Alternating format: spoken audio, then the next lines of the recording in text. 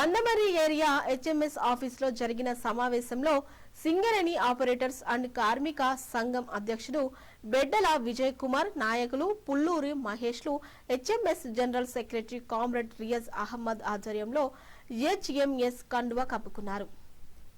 అనంతరం రియాజ్ అహ్మద్ మాట్లాడుతూ బెండల విజయ్ కుమార్ కు మందమర్రి ఏరియా ప్రెసిడెంట్ గా బాధ్యతలు నియమిస్తూ హెచ్ఎంఎస్ ను ఏరియాలో బలోపేతం చేస్తామని, రానున్న ఎన్నికల్లో మందమర్రిలో గెలుపే ధ్యేయంగా పనిచేస్తామని, నాపై నమ్మకంతో ఈ బాధ్యత అప్పగించిన రియాజ్ అహ్మద్, అధ్యక్షుడు సారయ్య, సుదర్శన్, ఇతర నాయకులకు కృతజ్ఞతలు తెలిపారు.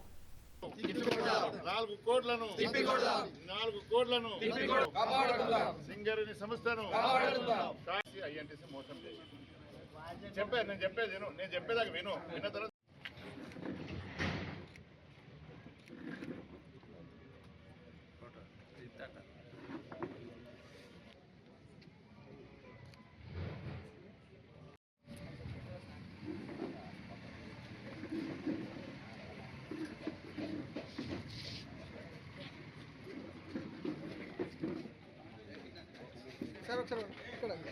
సార్ ఇక్కడ చూడండి. ఇంత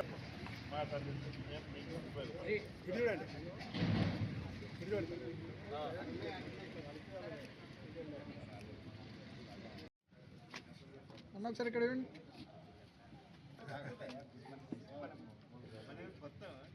సార్ ఇక్కడ చూడాలి. అధ్యక్షత వహిస్తున్నటువంటి శ్రీనివాస్ అన్న గారికి మరియు గౌరవ పెద్దలు జేబీసీసీఐ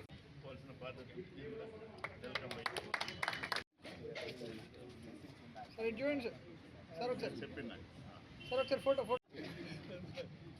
సార్ ఒకసారి ఇక్కడ ఫోటో చూడండి సార్. సంస్థ ప్రమాదంలో ఉంది. రాజకీయ పలుకుబడి, రాజకీయ జోక్యం పెరిగిపోయింది. బొగ్గుబాయిలన్నీ బంద్ అయినాయి. కాంట్రాక్టర్స్ వస్తున్నారు. భూ విధ్వంసం జరుగుతుంది. అండర్గ్రౌండ్లో మైన్లు ఉన్నప్పుడు సస్యశ్యామలంగా ఉన్నది. అండర్గ్రౌండ్లో ఉన్న నీళ్లతోటి పొలాలు పండినాయి. నీళ్లున్నాయి, చెర్లు నిండి ఉన్నాయి. ఓపెన్ కాస్ట్ వచ్చినాక దద్దరిల్లింది. గాలి లేదు, నీరు లేదు, ఎండ వాన ఏది వస్తలేదు. సింగరేణి సంస్థను పరీక్షించుకోవడానికే హెచ్ఎంఎస్ ఉన్నది. సింగరేణి సంస్థను కాపాడుకోవాలి. నిరుద్యోగులకు ఉద్యోగాలు వచ్చే విధంగా చూడాలి. సింగరేణి ప్రైవేట్ వాళ్ళకు అమ్ముడుపోకుండా అడ్డుకోవడానికే హెచ్ఎంఎస్ పనిచేస్తుంది. అందులో భాగంగానే మందమర్రి ఏరియాలో నుండి మేము మా ఉద్యమాన్ని, మా ఆర్గనైజేషన్ను మొదలు పెడుతున్నాం. ఈరోజు మందమర్రి ఏరియా అడాక్ కమిటీ వేస్తున్నాం. జనవరి నెలలో ఫుల్ ప్లేజ్ కమిటీ ఉంటుంది.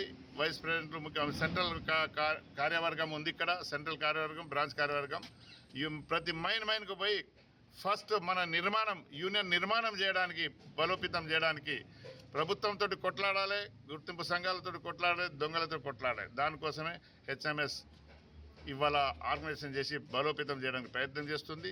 ఇంకో విషయం ఏంటంటే 27వ తారీఖు డిసెంబర్ నాటికి ఖేల్ ఖతం దుకాన్ బంద్, ఐఎన్టీసీ ఏటీసీ రికగ్నైజేషన్ ఖతం అయిపోతుంది. కనుక కార్మిక సమస్యల కోసం అందరం కలిసికట్టుగా